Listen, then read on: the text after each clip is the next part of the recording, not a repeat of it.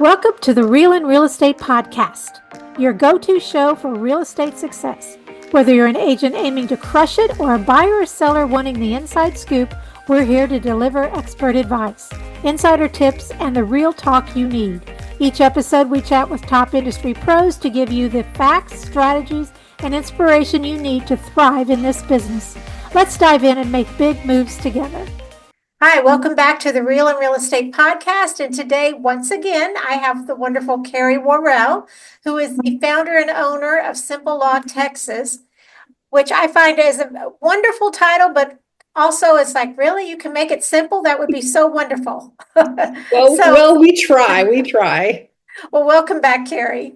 So just give us a brief overview of yourself and your business again, because someone may have missed the first podcast. Yeah, absolutely. And thanks so much for having me. I enjoyed coming on last time. I'm happy to be back. But yeah, we are a law firm. We are called Simple Law. We are located in the Houston area, but we practice all over Texas. And we have lawyers who specialize in business and real estate, estate planning and probate, and also immigration. We work with a lot of realtors and a lot of brokers. We offer kind of a subscription service for brokers where they can get unlimited advice from us, That's great to know. Throughout the month on any kind of topics that come up within a brokerage.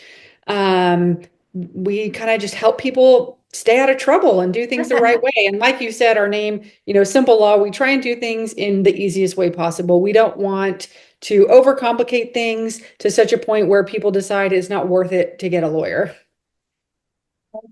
Yes, I understand that exactly, but it's usually worth it. So there were several topics I wanted to talk to you about today, wills being one of them, but I think I'd like to save that to another time if you'll come back a third time, because I think whether you're in real estate or not, people need to understand the importance of a will. After all of these horrible accidents that have happened in the last week, I would be willing to bet there are a lot of people in those situations that didn't have a will that wish they had. So we'll cover that another time. But I also wanted to talk about time is of the essence. That's actually a clause in the contract. And so many people, whether you're a realtor or not, just don't quite understand what that means and how important it is. When it says time is of the essence, they mean that deadline is serious, and no, you can't wiggle out of it. Right. I'm sure I can give several examples of where, well, let me just bring up one right now, the option period. Yes. It is a set time. It's over by 5 o'clock. It's the number of days you negotiate. Let's just use the number 7. You negotiate 7 days, option period. On the 7th day at 5 o'clock, you're either going to buy that house or you better get out at no later than 4:59 p.m. And a lot of people don't understand that. I had one, just to tell a brief story. I had a listing, and the other agent on the other side, I don't think had a lot of experience, but was trying to negotiate, and I was trying to be as helpful as I could. And on the last day, she goes, well, I'm going to send over an amendment and a termination, and you decide which one to sign. I said, wait a minute, it doesn't quite work that way. If you send me a termination, it's terminated. Do you not understand? So I had to go through the whole thing with her and explain. She was trying to honor the deadline, but she didn't understand exactly what she was doing. So can you tell us just how important that time is of the essence, how important the deadlines in the contract really are? Yeah. So I think in order to really understand it, it might be helpful to back up just a little bit and talk briefly about what actually is the breach of a contract. And so I'm assuming for this discussion, I think we should just kind of talk about, at least start with the TREC 1 to 4 family contract. Yes, so let's imagine that we have an executed contract, buyer and seller have agreed on the terms, it's signed off on. And then one party breaches that contract. There's obviously a number of ways you could breach the TREC 1 to 4 family contract, probably an infinite number of ways. I have not run out of the ways I've seen people breach the contract. And when one party breaches a contract, that typically relieves the other party from having to perform under the contract. And that's kind of the basic principle of a breach of contract. However, it is required that that breach, in order to excuse the other party, is actually a material breach. And not all things in a contract that don't go just as written would be a material breach. So let's just say, for example, We have the title company listed and we have the escrow agent listed and we have somebody's name there. And that person leaves the title company, right? They're no longer available. So obviously it's going to need to be a new person. Something like that, where it's not the exact same person as the escrow agent, probably is not a material breach. So it wouldn't excuse the other party from following through with what the contract is. Right. Or let's just say there was something like, trying to think of an example here. Um, a mistake on the contract, right? So both parties thought that the address was 1215. There was a typo. It accidentally said 1214. Everybody knows what house they're talking about. The legal description is correct. Something like that when they failed to close on 1214 because the other address was written, something like that would not be a material breach. And so there's a lot of deadlines in the TREC contract. There are deadlines having to do with delivery of earnest money, delivery of Yes. option fee, surveys, title commitments, and obviously a closing date. And a lot of times people think, oh, well, if you miss any of those dates, that's a material breach and it excuses me from following through with my part of the contract. And that's not necessarily the case. So, for example, the closing date, says it should close on or before such and such a closing date. And I've Yes. had several clients call me and say, this was supposed to close yesterday, didn't close. Am I off the hook? I don't want to close anymore. The buyer didn't show up. I actually don't even want to sell my house. Can I get off the hook? And what I always tell them is, maybe not, because a 1 day delay in the closing date actually may not be a material breach. However, if a certain paragraph says that time is of the essence, then any delay is automatically considered a material breach.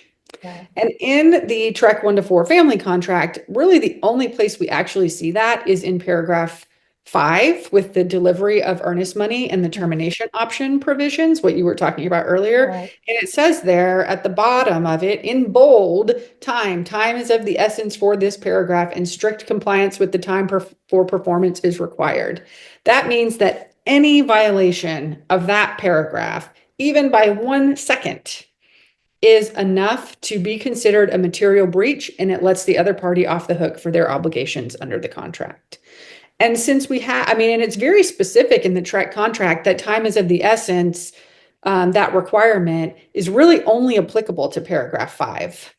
All of the others are a little more of a gray area. So, for example, in the closing date, a lot of times we see closing dates that are missed. Sometimes it's due to the fault of either the buyer or the seller.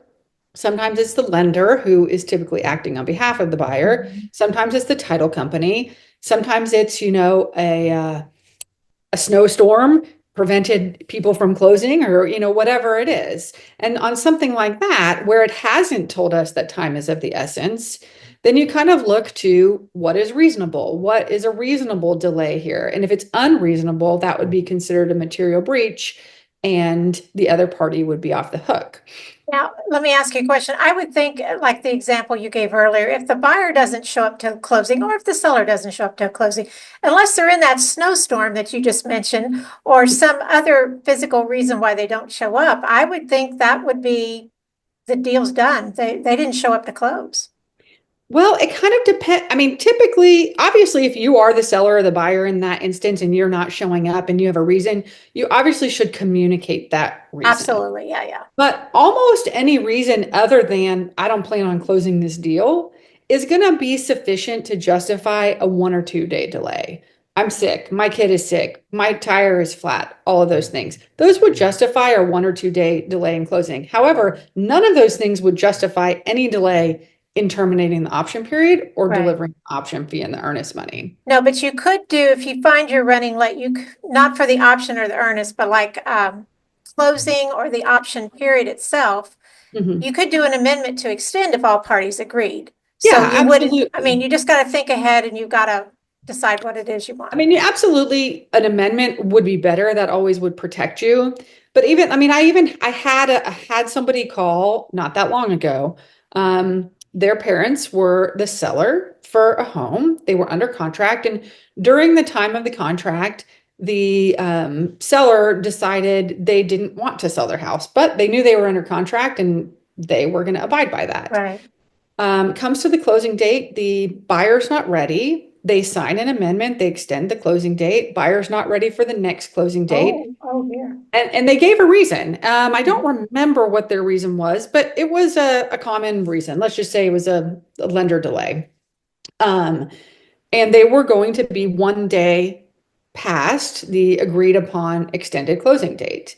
And in fact, they were already 1 day past it. And this person said, "Well, now can my parents get off the hook? They don't want to sell this house anyway."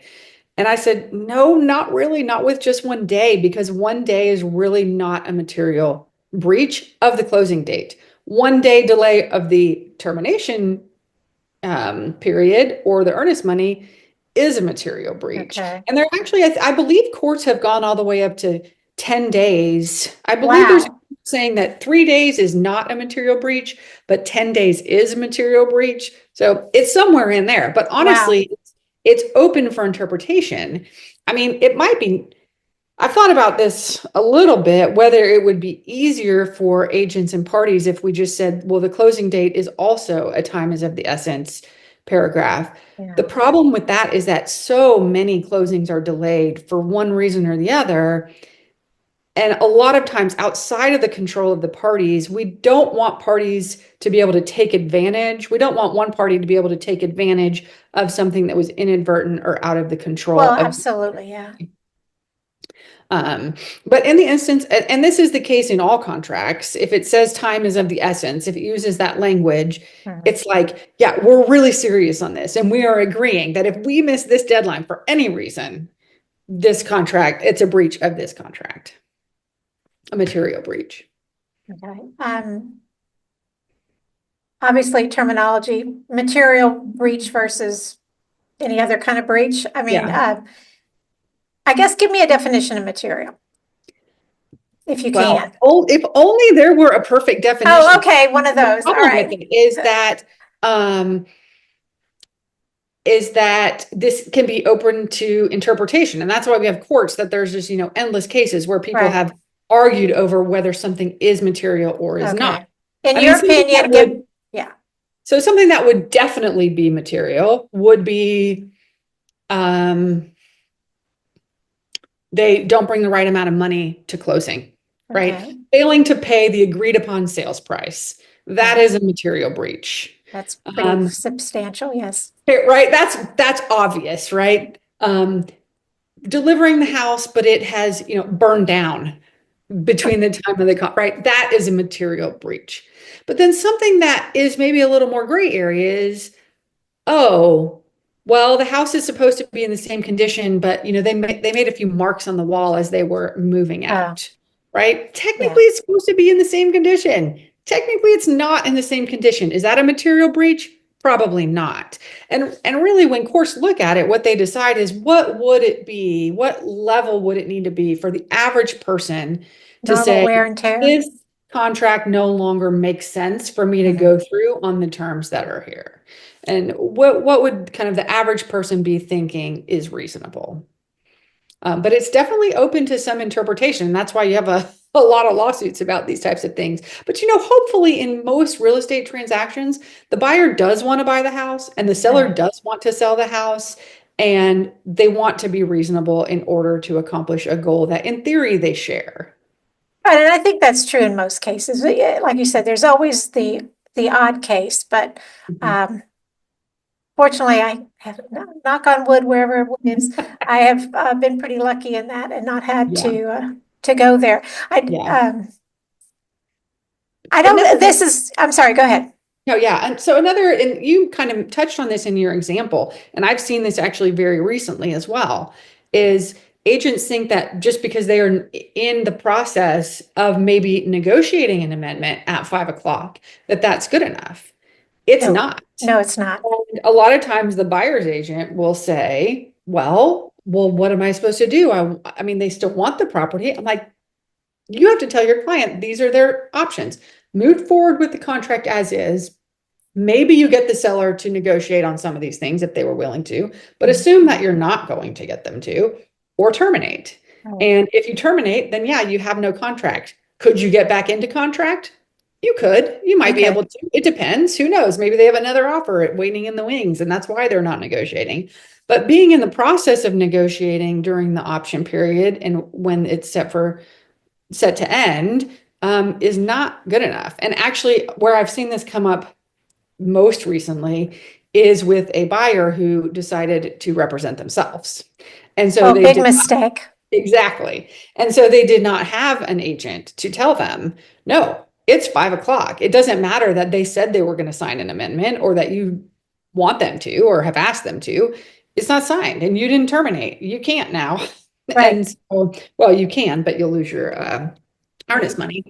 Um, so that is a lot of times what happens is people get either get bad advice or aren't getting advice. They think they can represent themselves. Mhm. And without fail, you end up spending more money than what you would have paid an agent. Well, that's what I was just going to say. Yeah, it can cost you a lot more money than what you would have paid an agent or negotiated payment. Exactly. Yeah, Absolutely. yeah. It's going to be, there's so many things. That would be like me trying to go to court and represent myself in a courtroom. I couldn't do that. I don't know what I'm doing. I Yeah, could, that's where you come in. I hire the experts. exactly. No, I absolutely believe in hiring experts and I often tell people, if you don't think that a realtor is worth what they're charging, then you are working with the wrong realtor. Let me introduce you to some that Well, are there you go.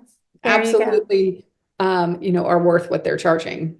Yeah. So A lot of this times. is all kind of off the subject, but uh, a lawyer would never go into a courtroom and represent the plaintiff and the defendant. You can't do that. You represent one Right. person. So when people try to save money and say, "Oh, I'll just use the listing agent as my," no, do you understand what you're doing? They don't Yeah. represent you. You are on your Absolutely. Not own. only do they not represent you, they represent a party that you have an adverse interest to. And it is their duty to represent that Right. person, even at your expense. And in fact, I had an agent call me recently and they were representing the seller and the buyer was unrepresented. And, there are very common protections that are in the contract that protect buyers that if a contract is negotiated between two reasonably competent realtors, they're going to end up in most of those contracts, right? For Right. example, an option period, things like that. And this agent asked me, this buyer doesn't have an agent, so I'm filling out the offer, I'm filling out the contract based on what terms they've told me. Should I put in what I would normally agree to standard buyer protections. Like my seller would normally agree to an option period of 7 days or whatever it is. Right. Do I need to put that in? I said, no, absolutely not. And in reality, you're kind of required not to because you have to be acting in your client's best interest. And your client's best interest is to get the terms in the light most favorable to them, which may be a 3 day option period or whatever. I mean, it depends on the market, obviously, but Right. and so no, you don't need to put any of those protections in for the buyer. You can have the buyer pay the title policy, pay for a new survey, pay for everything. Right. It's up to them to look at it and get representation if they cannot figure it out themselves. And you know what? I just thought of something. The people selling the home, the seller, should not want their agent to try and represent both sides because then they could say, well, I didn't get as much money as I thought for the house because you were Mhm. really trying to help the other person, not Right. me.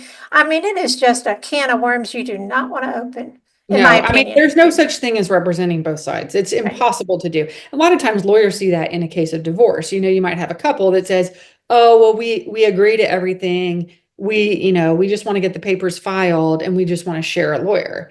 Right. You can't do that. One of you can have a lawyer and one of you cannot have a lawyer. Right. That's fine. That happens all the time. But one lawyer cannot represent both people. It's just literally impossible because one person's interest is always going to be adverse to the other party's interest, And for the even agents if out they're there, agreeing on the outcome. yeah, yeah. And for the agents out there thinking, well, I'll make more money if I do both sides, you could actually lose a lot more money. Yeah, oh Because if yeah, you get into a lawsuit because somebody thinks that they weren't represented, I mean, that's just my opinion. I know people do it all the time. right. No, absolutely. I mean, you can't if I mean, and sometimes honestly, the buyer does not want an agent and refuses to get one, and that's fine. And under those circumstances, I just highly recommend getting it in In writing writing. beyond just the information about brokerage services, Yes. disclosure, just saying, I do not represent you. I represent only the seller's best interest. There will Absolutely. be no one looking out for your best interest other than you in Right. this transaction. No, Make it absolutely. very, very clear. Absolutely. Yeah. Well, we have managed to talk about this for longer than what we thought that we would. But before we do run out of time, you had mentioned that, I don't know, would you call it a retainer that you offer in your organization for brokerages or agents that feel they need to be Yeah. able to call at any time for a question? Yeah, so basically what we do, we have a dedicated portal for real estate brokers. It's typically brokers, but there's no Brokers. reason that an individual agent couldn't also use it. Right. We basically will answer an unlimited number of questions in our portal, about, what should I fill out in this section if my buyer wants to do this? Mhm. Can I do this? Can I represent both of these parties? How should I phrase this? Or, whatever, things along those lines. Right. And then if you or your clients need any additional services beyond just kind of those questions, you get a discount. So that applies to the broker, but also the broker's clients that are currently under a listing agreement or a buyer's representation agreement. So if you have a listing and it turns out there's a probate issue, and you may call and say, hey, does this seem like there's a probate issue? And I can give you, quick response. Yes, no, here's how you should handle it. Here's who you should call. Here's what you should do. And if it turns out, oh yeah, we need to file it probate, then we can handle that for your clients and they would get a discount, based on your kind of membership in the program, I guess. That is fantastic because there's always a question that comes up. Oh, Yeah. because every situation is different. Yeah, absolutely. So That if is anybody wonderful. wants to join that program, I think it's really useful. It's $3.95 a month. Okay, and tell them how to contact you. So yeah, you can find me at simplelawtx.com. Same on Instagram and Facebook, I believe. Or you can always email me at carey@simplelawtx.com. It's CAREY. Fantastic, fantastic. Well, any last words on timing and deadlines and that sort of thing for the contract that may have popped into your head as we were talking? I mean, I guess my final word of advice to all agents is to program those termination options and the delivery of the checks in your phone, especially the termination of the end of the option period. Give yourself some reminders and make sure Yes. that you have let your buyer know as well, because then some of the responsibility is also on them to keep track of that. Absolutely. And if you're out there listening and you use a transaction coordinator, just because you're using a transaction coordinator doesn't mean it's still not your responsibility to make sure those checks are delivered and the option period is handled properly. It's not their job to do your job. Absolutely. And nowadays, it used to be that we delivered the checks to the seller and the title company and all this sort of thing. Now everything goes to the title company. Right. But again, it's your job to make sure your client gets it there. Yes, absolutely.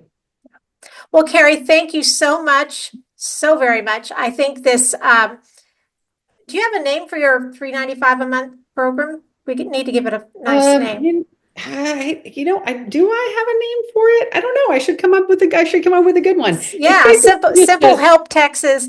There we go. We'll have to brainstorm that. And come Yeah, up yeah. Well, for those of you listening out there, that sounds like a fabulous deal. So I strongly suggest you check into that. Look Carey up or email or whatever.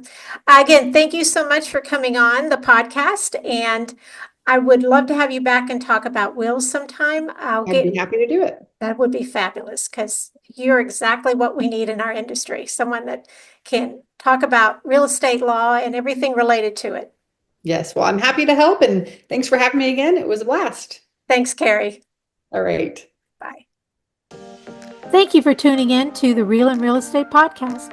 I hope today's insights have inspired and empowered you. Don't forget to subscribe, leave us a review, and share the podcast with anyone who might benefit. Have questions or a topic you'd like us to explore? We'd love to hear from you. Until next time, stay informed, stay inspired, and keep moving towards success.